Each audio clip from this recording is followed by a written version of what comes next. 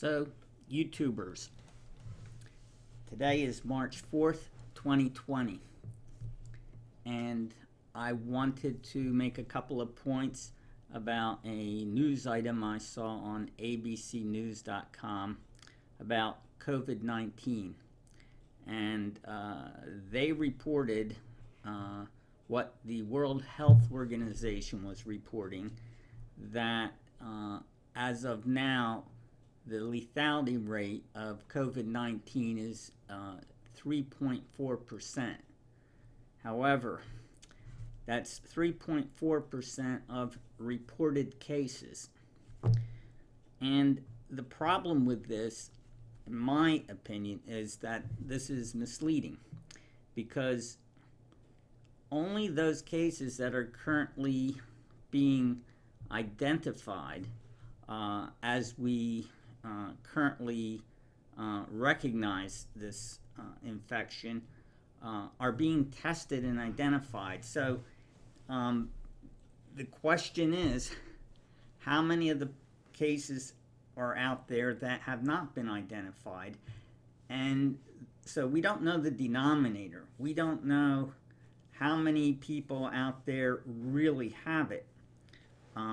Only those that are reported and identified are counted in this 3.4%. So we know that about 80% of the cases are considered mild, and even a few of them are completely asymptomatic.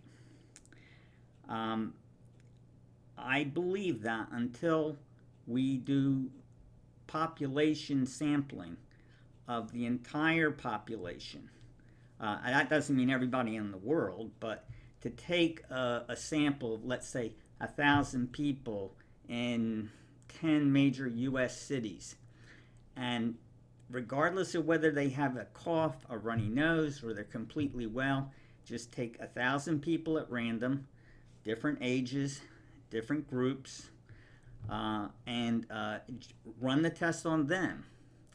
Find out, well, how many of them are infected, and what symptoms, if any, they have. So let me give you some examples. When the CDC does a report in their publication, Morbidity Mortality Weekly Report, and they're describing an outbreak, an epidemic of something, we'll say, for example, flu. They'll describe the epidemic in percentages of cases with certain symptoms. So, in the case of flu, maybe 80% of those infected have fever, 75% have chills, 60% have cough, but 20% might have abdominal pain, and 30% might vomit, and even 5% might have diarrhea, etc. Not most cases don't have all the symptoms, and some of the cases may have a mix of symptoms which, taken together, are very atypical for what would be considered flu. And certain subgroups may have different percentages. So, for example, children with flu tend to have higher percentages of the gastrointestinal symptoms, such as vomiting, diarrhea, abdominal pain, in comparison with adults. So, if a child comes to me and has vomiting, abdominal pain, and diarrhea, I'm going to consider that gastroenteritis. But in all these cases of these surveys, they all had exactly the same infection with exactly the same virus. So that's flu. Now, we haven't done these studies, at least to my knowledge, on COVID-19.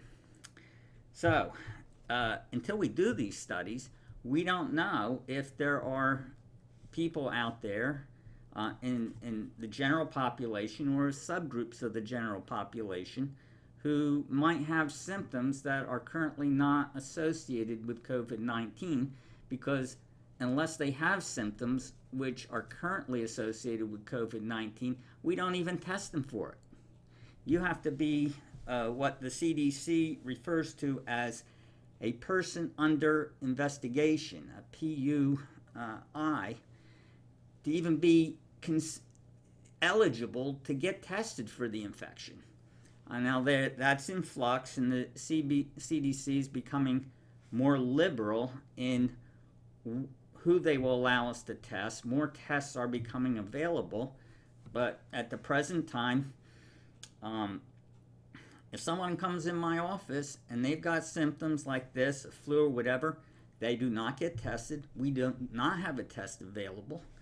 They would have to fit the CDC criteria of person under investigation, and usually only the people who are extremely ill, who end up getting referred to the hospital emergency room, would get put into the system to even get tested.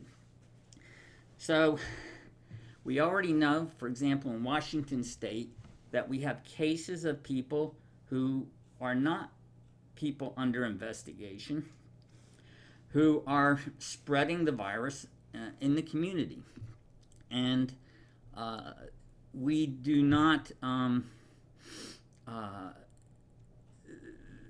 there's no current mechanism for finding out, well, how many of them are there. So what we need to do, again, are test groups of people, samples of the general population, in order to measure how much of it is out there. And do some of them have atypical symptoms, such as gastrointestinal symptoms that haven't previously been recognized? And what percentage of them are out there who have no symptoms, who are going around? So let me give you another example. Take meningococcal infections. With meningococcus, this is a really nasty germ. This thing, within 1 to a few days, can cause you to become extremely ill or even kill you. It causes septicemia and meningitis, among other things. Yet, during an outbreak, you might have 1, 2, 3 cases. Yet, if you measure the carriage rate, that means you take samples from people in the general population during some of these outbreaks, you might find 10%, 1 in 10 people walking around with this germ. And they're all fine. They're not sick.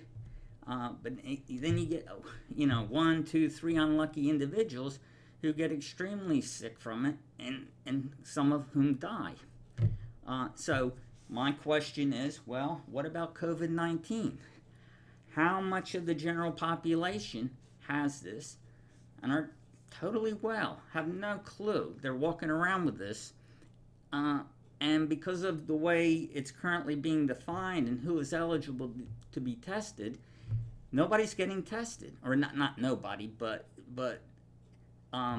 if the general population who is well is not being tested, we don't know to what extent it's in the general population. So, test the general population.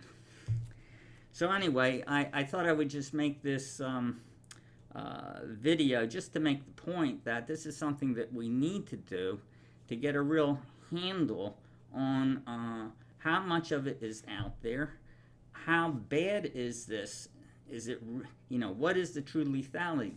Because to the extent that there is asymptomatic carriage of this through the population, then that denominator, the number of people who have it, either carrying it or infected with it, is somewhat larger than what is currently being reported, and it could be hugely larger.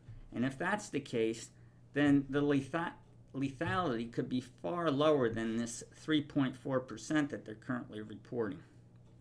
So time will tell. When these tests are done, these surveys are done, we get the information, then we'll have a much clearer idea of what's going on and how to better deal with it. Thank you.